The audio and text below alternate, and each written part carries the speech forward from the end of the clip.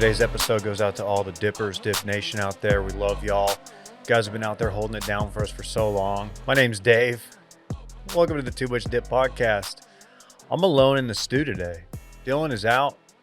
Well, I guess Randy's here. But Randy's so hungover it doesn't even count. Joining me in Wisconsin, it's none other than KJ Ellis. Can I say your last name? Did I just dox you? Do people know this?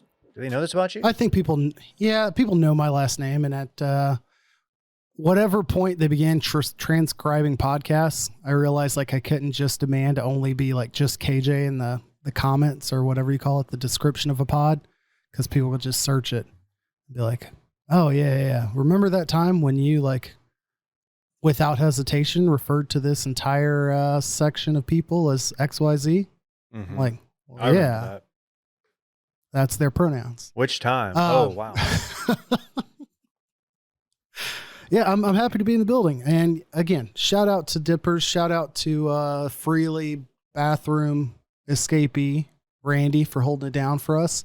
It's miraculous how quickly the on-ramp to an episode can be when we have a professional around. You're not talking about Randy, of course.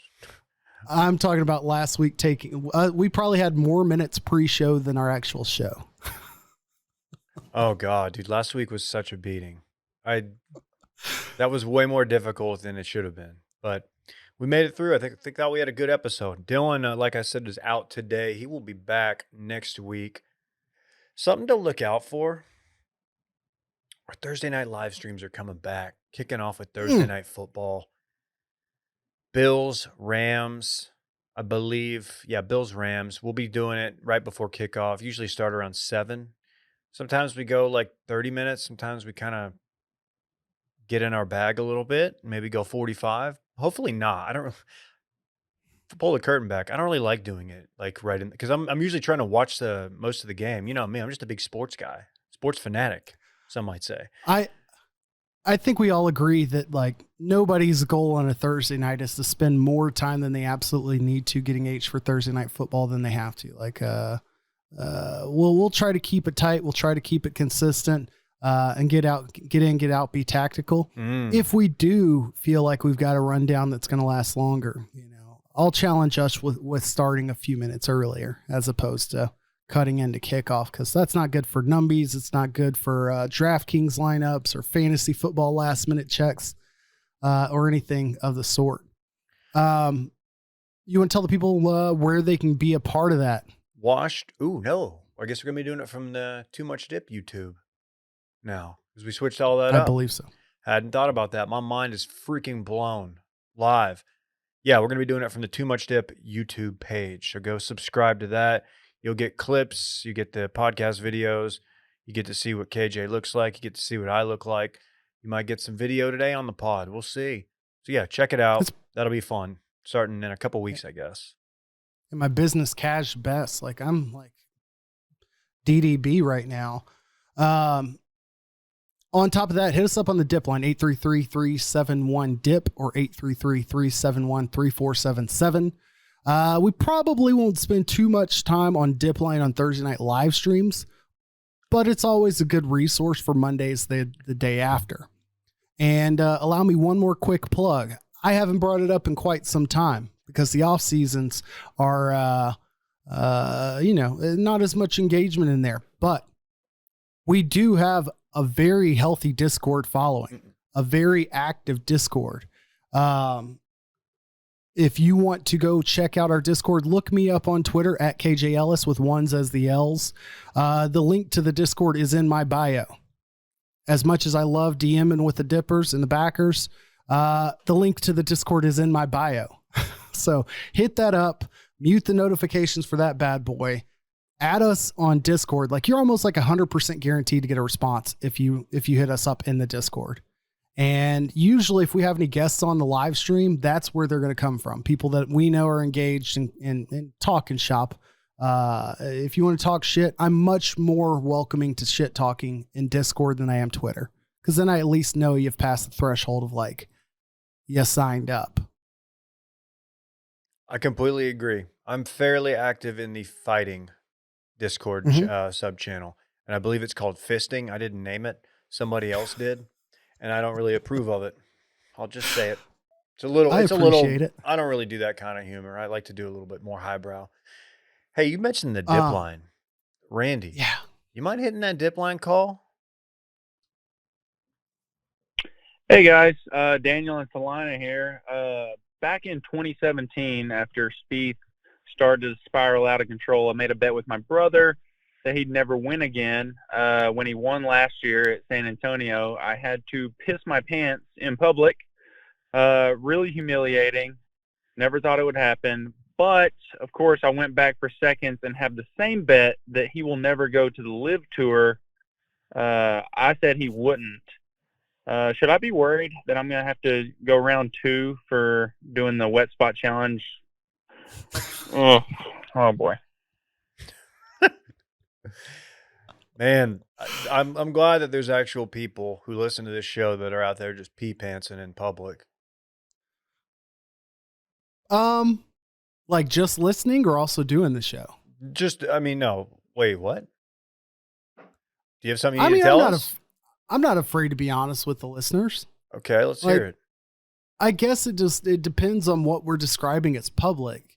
Like if you would say, like the time we all accept that one person or another may piss themselves is if public and their privates are separated by the fabric that is not swimwear.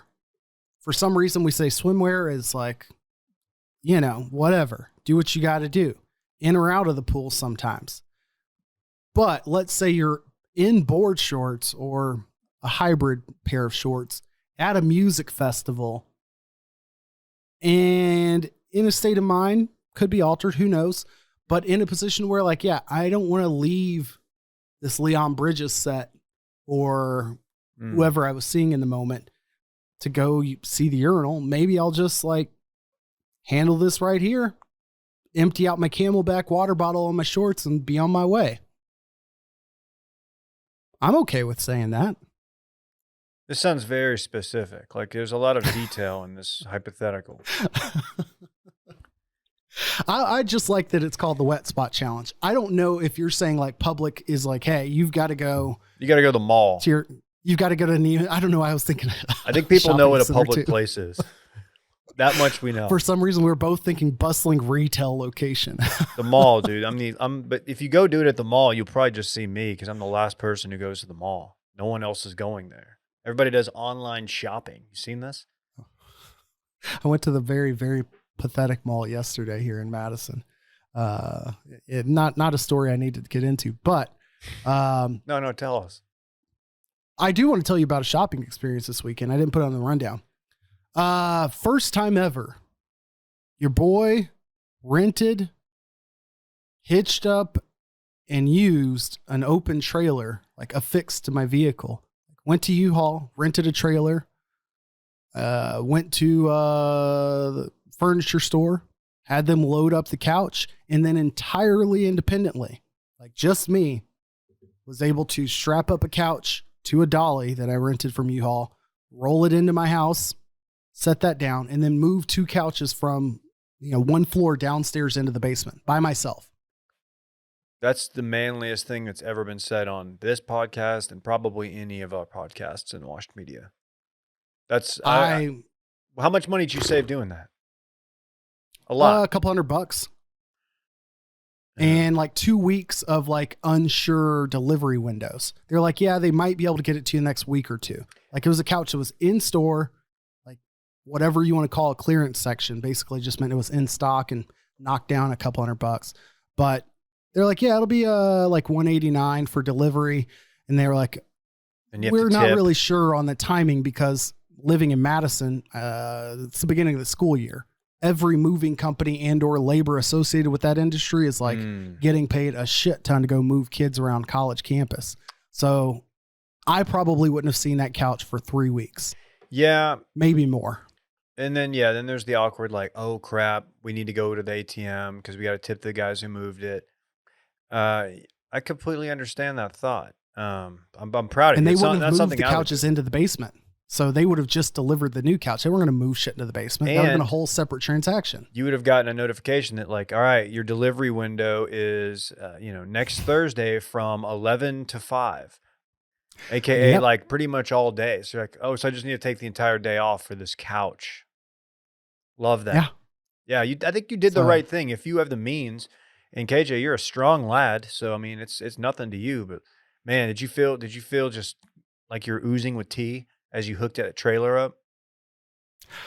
I'm not gonna lie, I definitely took some assistance of like making sure it was secured by a professional. I didn't want to load like my wife and children into the car after me securing something for the first time.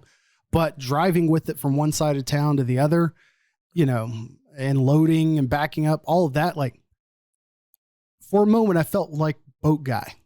Wasn't a boat back there, but I'm like, I see how boat guy back, we watched in Montana, boat guy after boat guy after boat guy with boat wife, like fully docking and undocking in public. I've seen that video.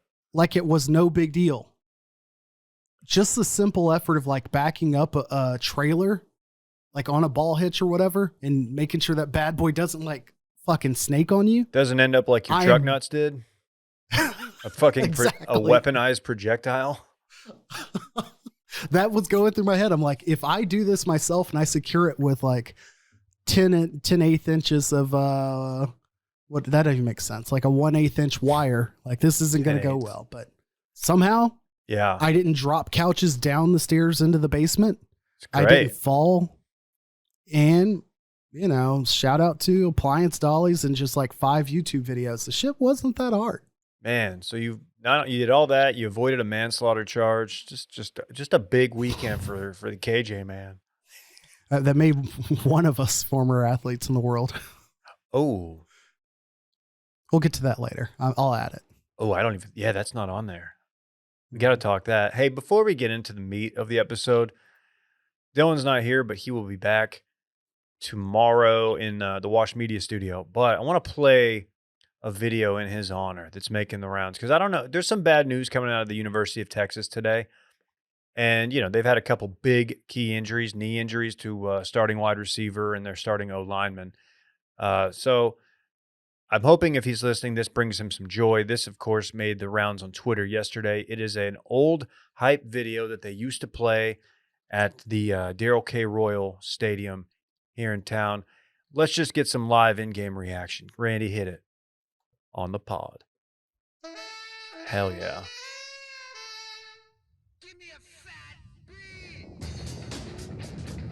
All right, what we've got here is some poorly animated Longhorns just barreling down Guadalupe or whatever street that is. Maybe that's Congress.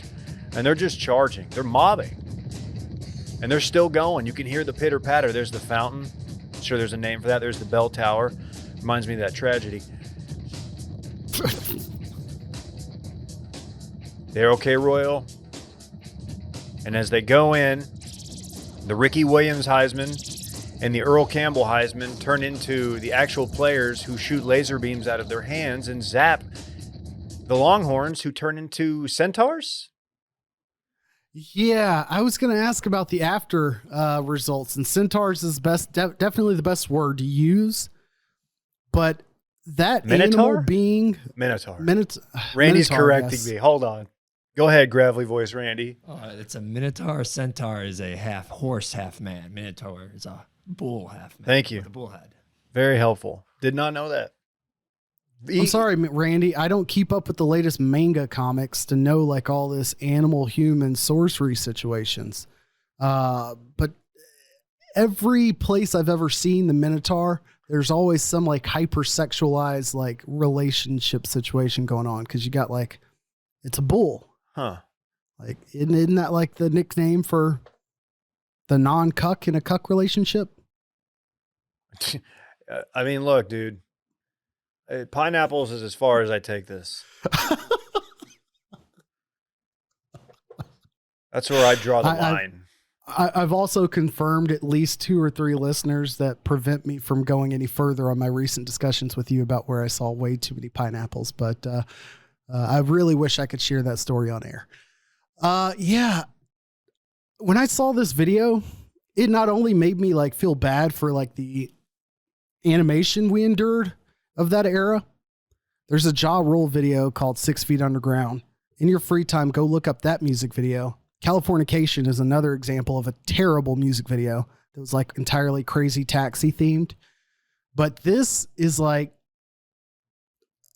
PS1 graphics with like a little bit of Tony Hawk Pro Skater vibes. It's pretty bad. It's with pretty the bad. worst sound effects board ever. I love the sax though. And are we still doing Eyes of Texas? Maybe it's not for me to judge. I don't know. I don't know what's going on there. But we got a little Eyes of Texas tease. And you know what? It's classed up a little bit with the sax. I'm assuming that was a sax. And I know Dylan loves him some sax. Big sax guy. Steve Sax. Only if I feel like you can only play the Eyes of Texas if you go that straight sweaty sax. People like, forget that they're either upon that you. or like you can't do strings. It's too fiddle close, like fiddle adjacent. You can't do harmonica for damn sure. You can't do banjo. No. You can't do any like not colonial. What do you call it? Revolutionary era or whatever it called, Civil War era instruments. Yeah. But saxophone, I'm okay with. Yeah. Fantastic.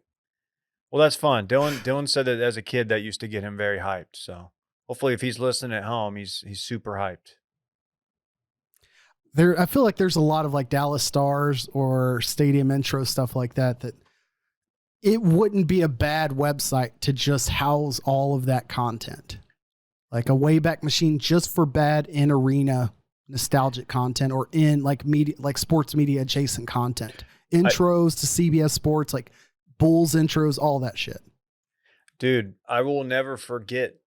I don't know if Texas Tech still does this, but one of the best, games I've been to in person was Tech UT back in like 2007 or 6 or something. The Chris Sims Air Raid. They used to play the intro to Metallica's Seek and Destroy, I believe. And they would play it, and they had some like lightning graphic on like what was a pretty shitty video board at that time. And it was awesome. And they ended up beating Texas that day, and the student section ripped up the bleachers and passed them around. I think that video, and maybe it's a different one, but they had their air raid where they would run the tornado siren. And I think that's the Metallica song was spliced in there, but you would get like the Google Earth view from like outer space and zoom all the way in the map into Texas, into Jones, into the field. And then the video would start kicking in. It was a pretty badass intro.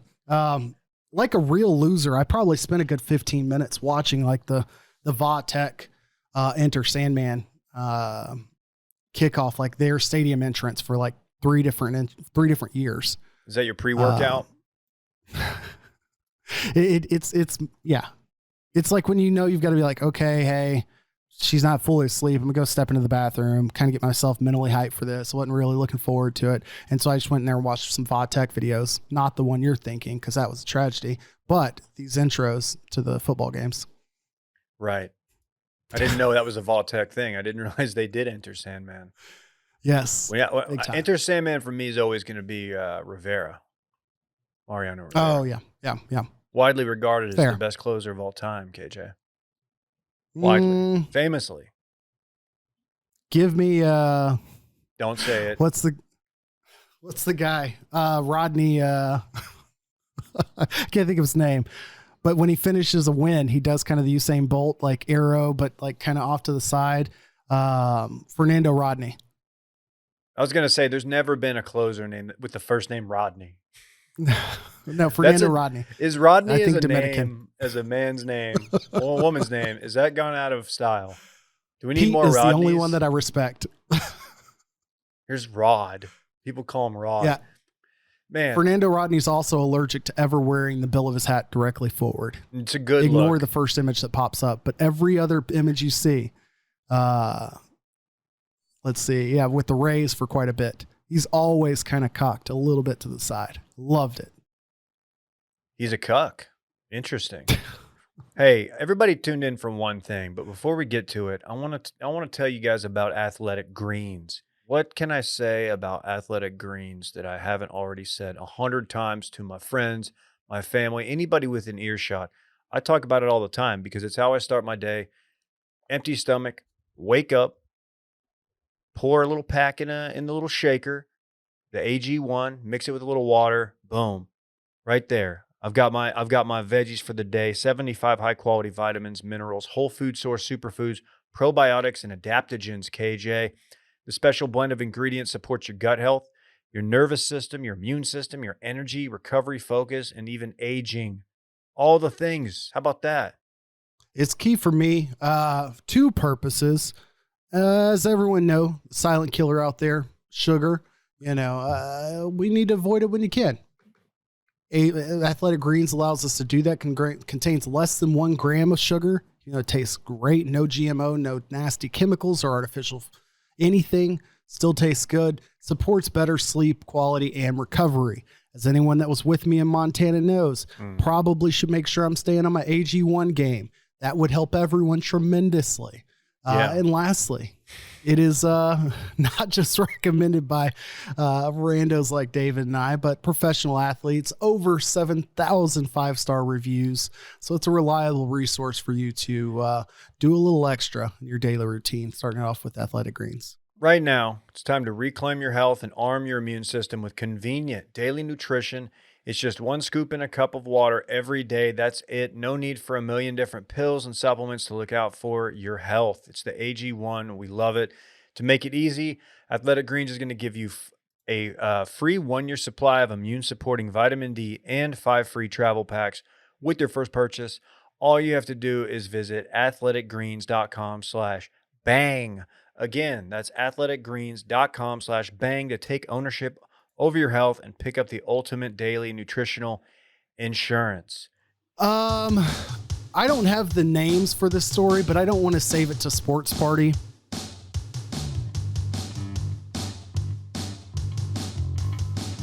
There you go.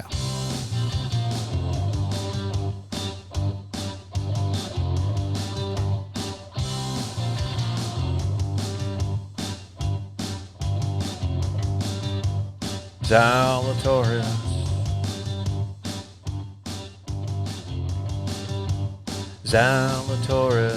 Will Zalatoris. What are they going to say now, he says to his caddy in a very intimidating manner.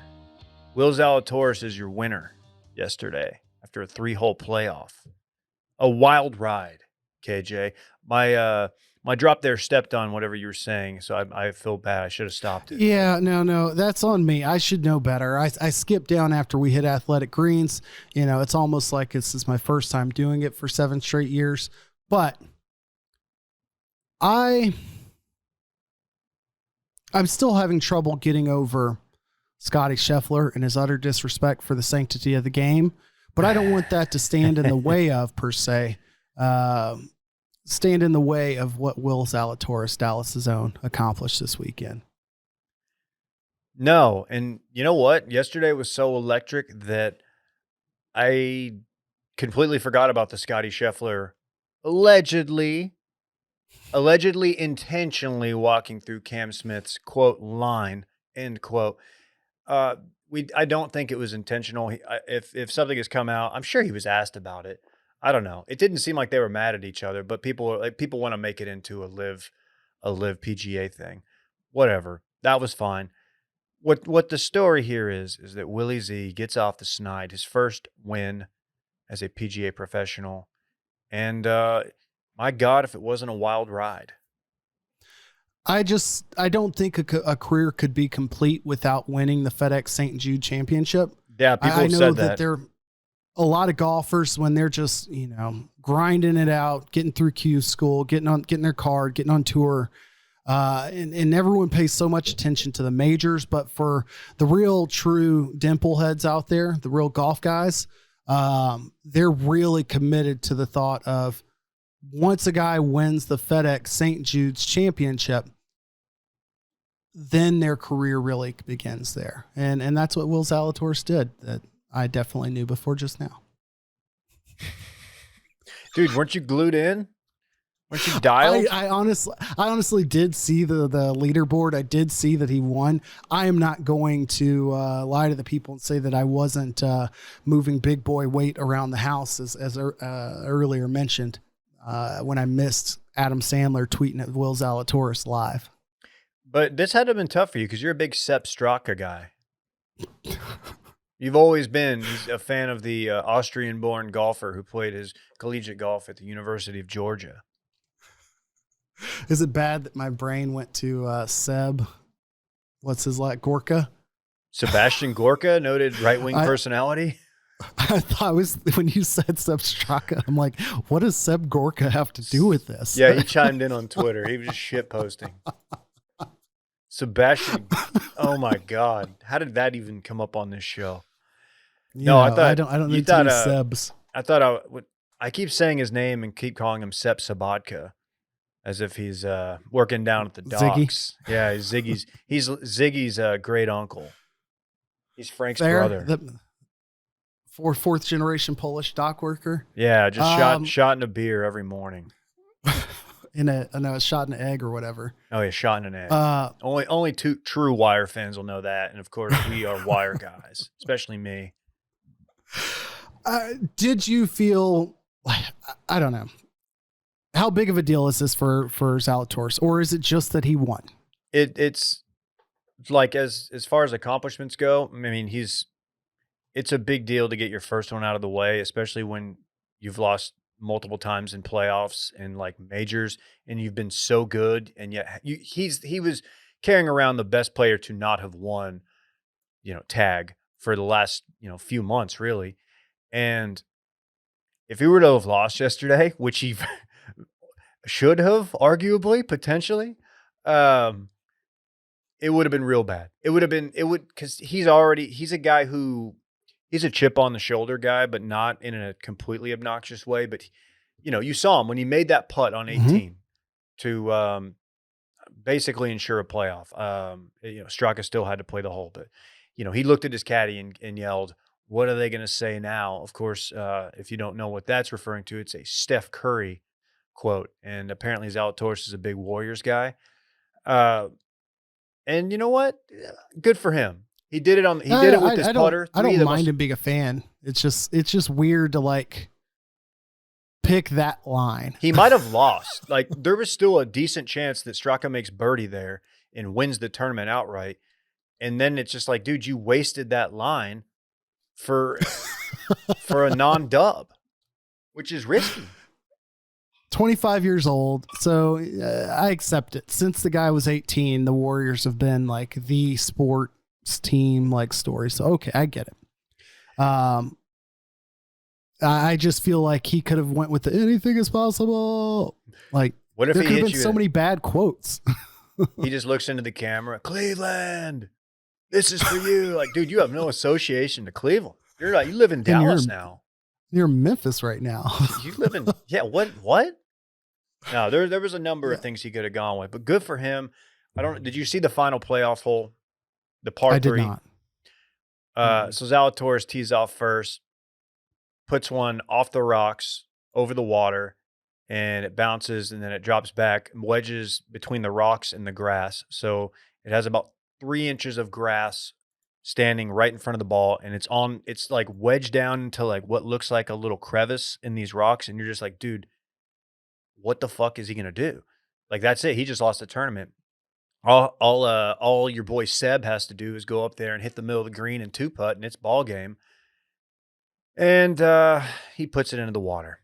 He dunks it. And you're still like, okay, you gonna play? What are you gonna do? What's Zalatoris gonna do? He goes back, takes a drop instead of trying to play it from the rocks, so he incurs a penalty and gets up and down from there. Only true golf guys know what that means. And that's your ball game. And he did it all with 3 very clutch putts, and that's kind of the thing on him is his shaky putter. Shaky in that it looks a little unstable. He's kind of sometimes on shorter putts he has a loop, which is a very amateur thing to do. But he was great with the putter yesterday when it mattered. So much so that the world got to meet Scott Fawcett, which, by the way, all-time name, the Foss. KJ, Before yesterday, were you familiar with one Scott Fawcett? I was not. The Foss? I think Scott Fawcett, and I think, is he somebody in Nashville where I've heard like one of his songs on the radio? Disgraced Maybe does more NBA writing. referee, maybe? Does more writing than he does singing. Farrah's brother. Like, I don't know where to go with Fawcett, but I am glad that the man has a Twitter account. I can tell you that much. Yeah, so if you're like us and you were kind of unfamiliar, basically unfamiliar with Scott Fawcett and his work, he is on the Zalatoris team. He's a mentor, a coach of some sort. And it turns out he's a big analytics guy. But in addition to all of this, he's a big Twitter. Get on Twitter and fire off some tweets, some hot tweets, real hot ones, and then delete them the next day kind of guy. Because as Zalatoris is, going through it yesterday, going through the ringer, and, the commentators are talking about the problems he's had with the putter, he pops off in some now deleted tweets, and Dan Hicks catches my favorite stray.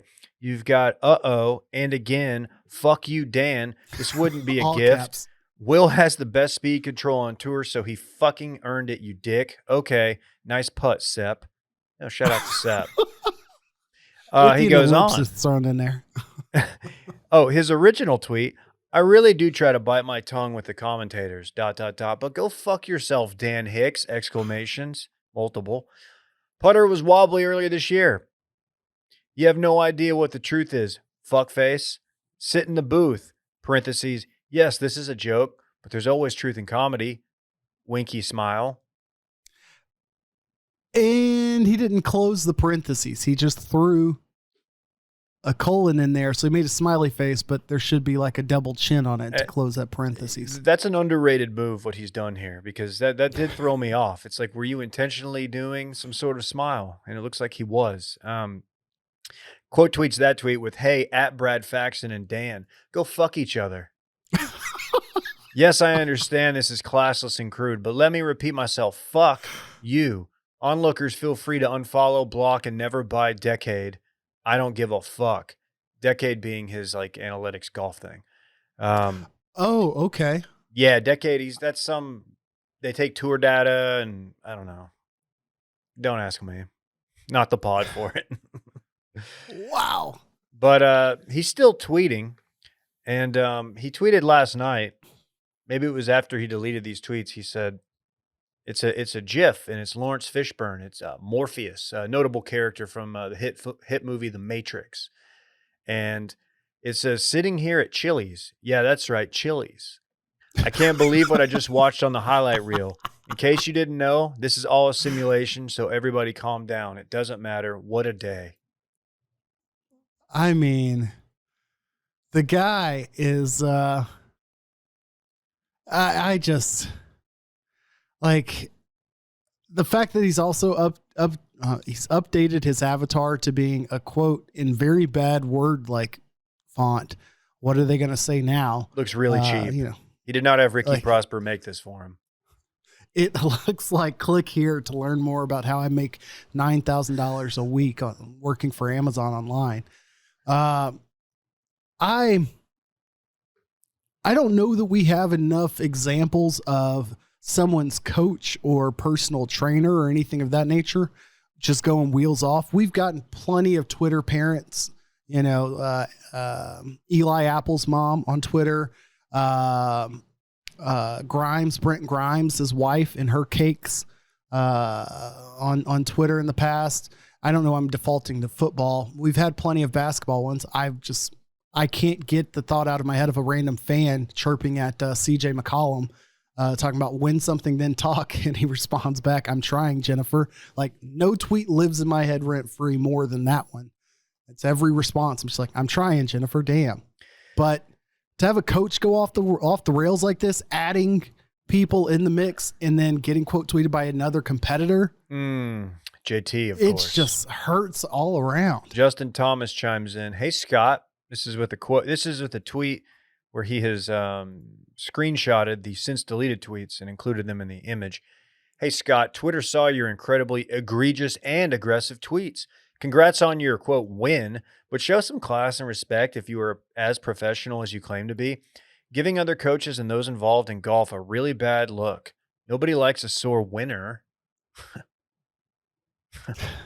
Everyone kind of likes sore winners, but this is even, again, calling it a win and then like turning around and referring to him as a winner, like a win in quotes, and then referring to him as a winner is a little bit counterintuitive. But Scott does go back to be like, I don't consider this a win of my own. I'm just, just out here doing what I do. But it's messy, man.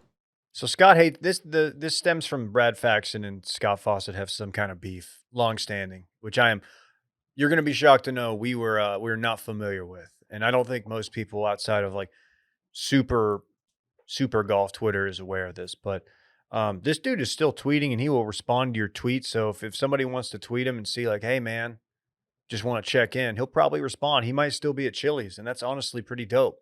I hope one day that I get to drunk tweet from Chili's about one of my proteges out there, winning the FedEx St. Jude. It really makes you wonder what his coaching sessions are like. If this is what he's like after 3 like El Presidente margaritas, you got to think that when in that pressure box of coaching up what could be, the next big thing in golf. I'm not saying Zalatoris is likely to be that, but like relative to anybody else he's coaching, I'm sure Zalatoris is the biggest client he has and the biggest deal of his day anytime he's with him. You got to think he's probably also not just like a gentle June Jones, like soothsayer type coach. I don't know. I referenced him like the whole world knows that, or like a Pete Carroll type, no cussing type environment. Like, you got to think this guy's just MF for every single way, single step of the way. Pete Carroll famously smacks his gum aggressively. Also, a 9/11 truther. Y'all go to the same meetings or what? That's not fair. As a mischaracterization. That is not fair. I apologize. I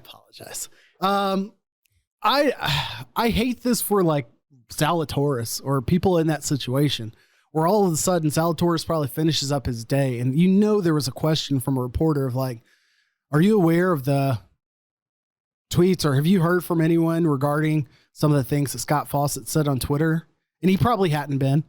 He's probably got 10,000 other notifications of congrats from everybody, that connected with them on LinkedIn over the years. And he gets that press conference and he's hearing from it. He's like, no, like that sucks. That's it. It's not something you want to deal with on the heels of your first victory on tour. You don't have to be doing damage control for Scott Fawcett. That's not fun. So, do we want to at least discuss Cam Smith real quick before we shift gears out of golf? Oh yeah, this is golf is so ridiculous. Cam Smith, everybody thought we were going to have this Zalatoris Cam Smith duel after Saturday because he was 2 off the lead going into Sunday. And then Sunday you get word that a two-shot penalty has been assessed to Cam Smith retroactively for taking a bad drop, essentially taking a drop, and the ball was not completely clear of the hazard. It was on the spray-painted red line. And that's a big no-no, KJ. I know you're a ground floor golf guy, so you're aware of that. That's a mistake you'd never make. But, yeah, so got to find out before his round. He's actually 4 back and 4. I mean, not completely insurmountable. I mean, we saw what he just did. But, wow. Not. There's got to be some kind of time limit placed on this stuff, right? Like, people are pointing out, rightfully so, that, like, how this fucks a lot of gamblers. Anybody who saw Cam Smith play the round and then put a bet down for the next day, and then boom. Like I don't know what the books do for that. You got to think. I don't know.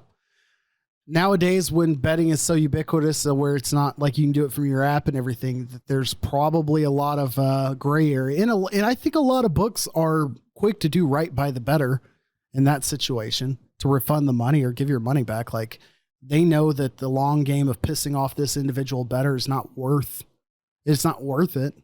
I just think with the amount of attention like Cam Smith is Has it been formally announced of his departure to Live? No, it is a fellow player, Australian player, whose name escapes me. He said basically like, Cam? "Oh yeah, it's done."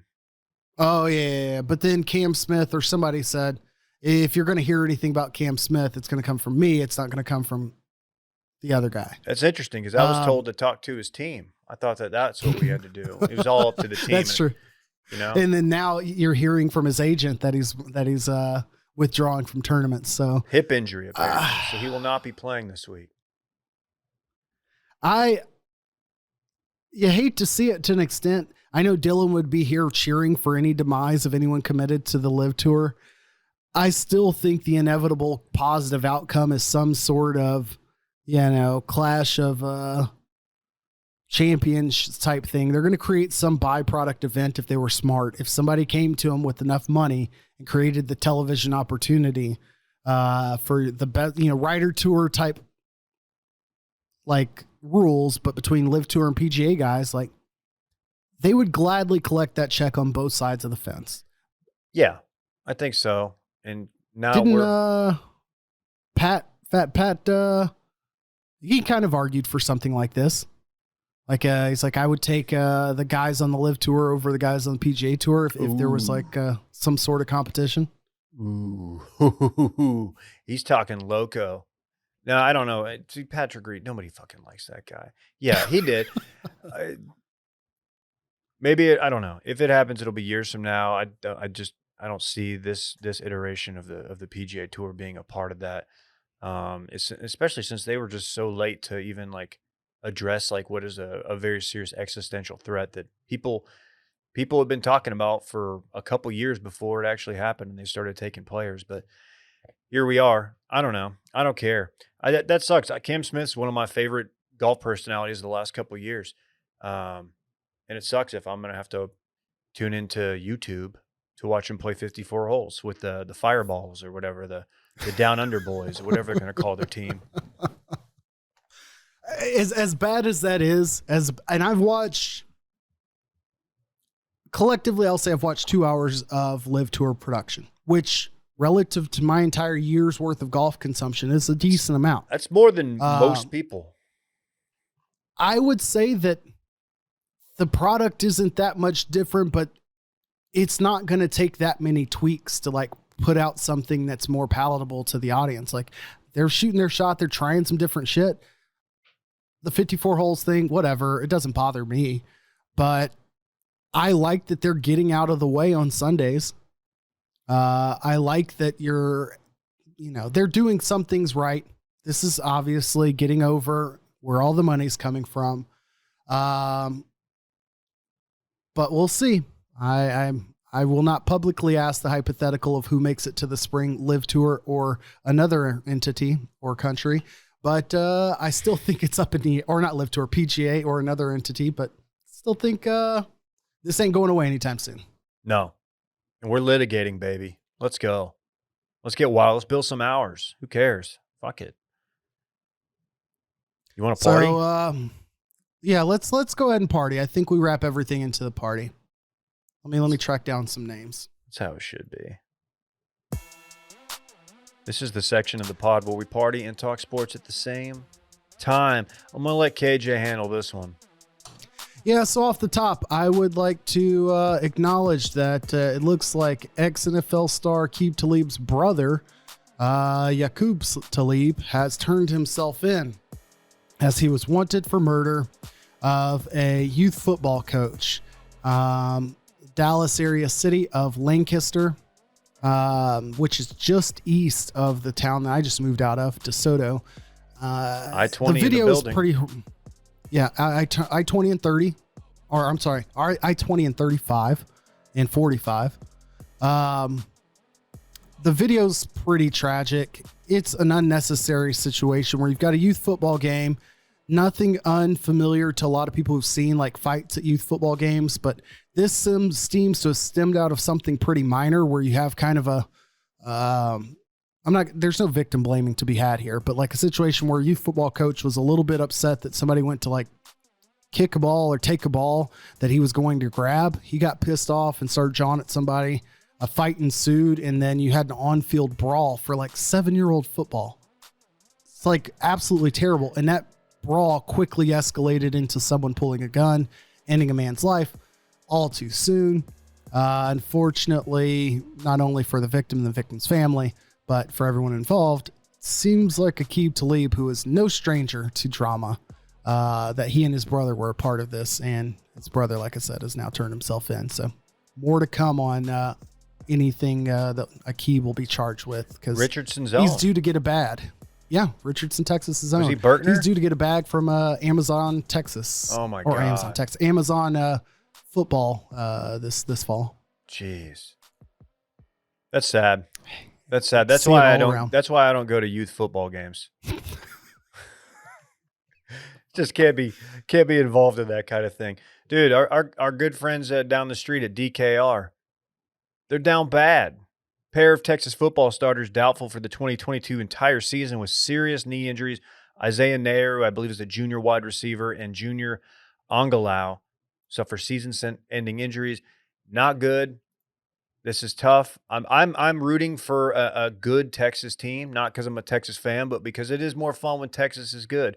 You know, every few years when that happens, and because I want Dylan to be in a good mood. I don't want Dylan to come in here having to apologize for Sark and just be down on himself. Or be week 3 and he's just emotionally checked out. Like, that's no fun. Nobody wants that. If they're like not looking great by the Bama game, they can lose that game respectably and everybody be happy about what's going on. Isaiah Nair also notably Arlington Lamar graduate. Oh, look at that fun fact. Yeah, this is if there's one position you don't want to be weak at in starting a freshman against Alabama, it might be O-line, because they're probably going to have to start a freshman. Now, they do have, like, I feel like they recruited like 6 5-star O-linemen. One of the kids from Duncanville, I think Cam Williams is his name. And they've got the talent there, but like, you know, an 18-year-old kid in there versus some Alabama who's going to be going in the first round the next year on the D-lines. That's rough. And their schedule sucks. They start out Lafayette, then they got Bama, UTSA, who is no joke. Then they go, I don't know, they're at Lubbock, West Virginia at home, OU. It's a tough fucking schedule. Yeah, I think they catch Monroe, not Lafayette first, which, as dumb as it sounds, Lafayette would be a significantly more challenging game than Monroe this year. But still, even with that switch up, like, it's not any easier. And you just don't want to see them like continue the same trend as they go into the SEC. Like, I think that was one of the biggest things for the Big 12's like reputation, was when Texas A&M and Missouri went into the SEC, and they basically not dominated, but they had a big presence in the conference immediately. Missouri won the conference one year, I think, or at least they lost in the SEC title game, I believe, to Georgia. Yeah. And then you had A&M, obviously Johnny Football, never won the SEC, but you know, they did enough to make enough noise, beating Bama at Bama most notably. Speaking of the SEC, Myles Brennan, one of many generic names that eventually you'll remember but kind of forget, quarterback from LSU, is now retiring from LSU. Is this due to concussions, or is this just due to... He didn't get this. I mean, it's just another year where he didn't win the job. So I think he's just like, you know what? I'm good. Started 3 games last year, a couple years ago. But yeah, that's it. I respect it too. Like, I mean, he could be a grad transfer. He could get in the portal and go start at, I would imagine a number of schools would take him. But I don't know anything about him. I don't remember him. I don't know if it was the Joe Burrow years he started a few games when Burrow was out. I don't remember, but... He had a full year. I think it was the year after Burrow, and they struggled quite a bit. And then last year, I think he was injured going into last year potentially. And I could have this wrong. And I'm going to correct you on the SEC championship game. It was Missouri-Alabama, 2014. Oh, what did I say? Georgia? Okay. That's whatever. Okay. That's okay. We got a lot of SEC fans, and they don't like it when you make mistakes. It still doesn't make sense that they put Missouri into the eastern part of that conference. That needs to be rectified. I don't know how you would do it without also shifting Alabama and Auburn away from LSU, which isn't going to happen, but like, they needed to fix that.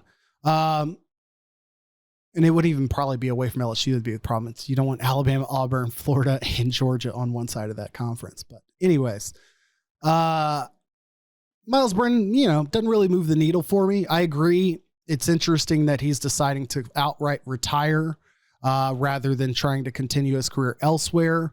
And that there's no comments on like him wanting to go into coaching. Anytime this happens after a coach change like this, it makes me think that either he was significantly overvalued by the last staff or over lack of a fit for the new staff.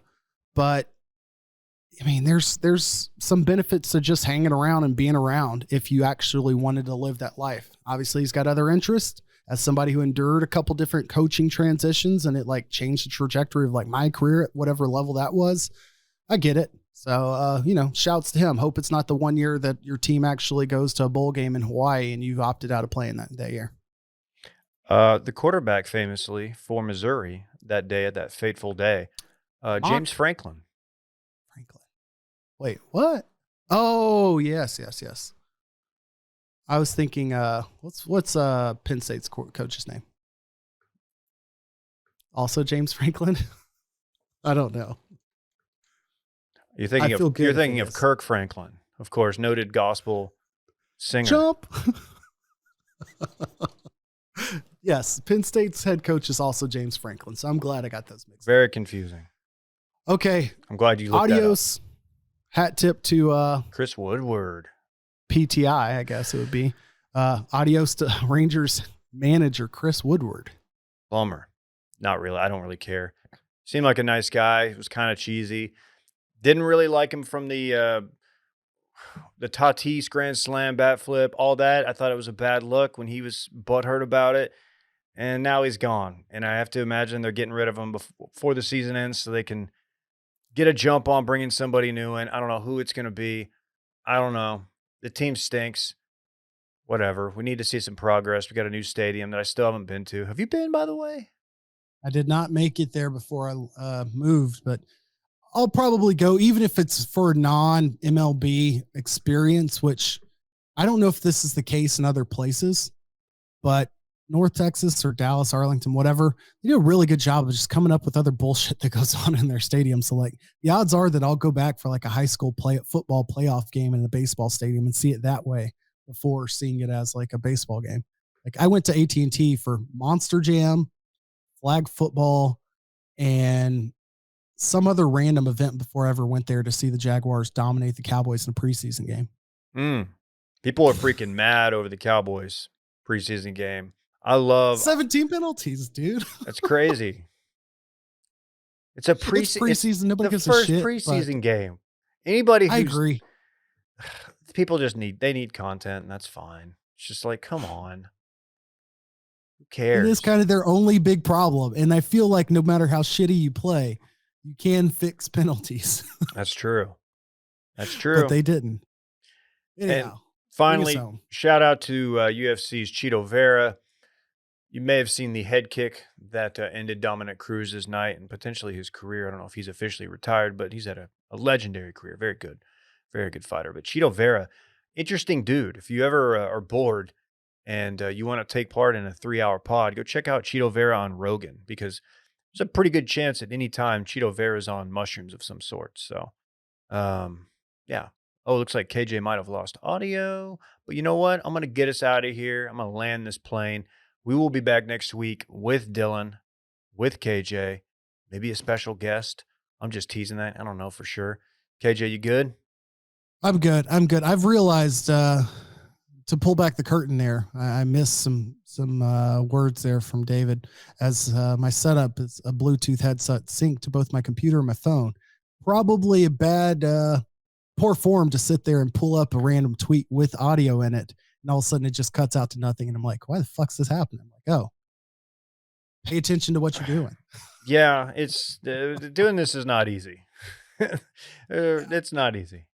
There are a bunch of little things that, professionals could pay attention to. We have all the excuses of the world, but here we are bringing good content to the people. I think you were teasing ahead to what we will look like next week. Is that the case? Yeah, and I was shouting out Cheeto Vera who head kicked Dominic into Dominic Cruz into another dimension. Broke his nose like immediately. It was one of the most revolting. I mean, just excellent head kicks, but also revolting. I made Alyssa watch it, and she was mad at me for making her watch. So cool. Shout out to her, my wife. Friend of the show, obviously, Jake Kemp. No true words have ever been said, and probably is the case for a lot of guys our age, but it's kind of sad to think of the percentage of your marriage and a relationship that just exists based on trying to get your spouse to watch a certain video or look at a tweet or some sort of social media content. Tell me about it. As we were like tasked with like scraping the internet for just, shits and giggles, things that don't even hit the TL, something funny enough to send to the meme team. If I get no reaction there, I'm like, look at this. Any thoughts real quick before we hop off? Usman Edwards this weekend. Might be a fun fight. I like Usman, but of course, Leon Edwards he's a worthy opponent. I think his last fight out was that the Nate Diaz fight where he got rocked at the very, very end? Maybe not. I think he's had one other fight since then. But I mean, yeah, Usman should be a heavy favorite, but it'll be good. It'll be a good fight. It's a stacked division. Let's see what happens. Arlington's own, I believe, some capacity. That is true. Kamara that is true. Arlington Bowie High School. Let's go. Yeah, I would say it's random fights like this that end up screwing up, like, not records, but like, I feel like this is the kind of trap fight, if you will. Like, heavy favorite Usman. It's in fucking Salt Lake. People are going to watch, but it's also kind of that weird time of the year where, you've got sport, football coming back to school stuff going on. I wonder if it's going to fly under the radar for some people. And then Usman screw around and lose this fight. Not that any of that outside noise or things matter to his camp or his fight abilities, but I think of like the Ruiz Joshua fight where out of nowhere, Anthony Ruiz like screws up Joshua's entire career in boxing. And I'm like, this Leon Edwards, the second time they fought. It's not the like surprise here, but keep an eye on it. Sprinkle a little fade. They fought like 6 or 7 years ago, and Usman won, but it wasn't anything notable. I think it was just a lot of wrestling because that's his background. But now he's got hands. Now he's got power. Got to watch out. All right. Thank you, KJ. Right. We will be back next week. Bye-bye. Bye. That's all I know. I don't want my chips plain. I want my chips with the dip. So bring them dips.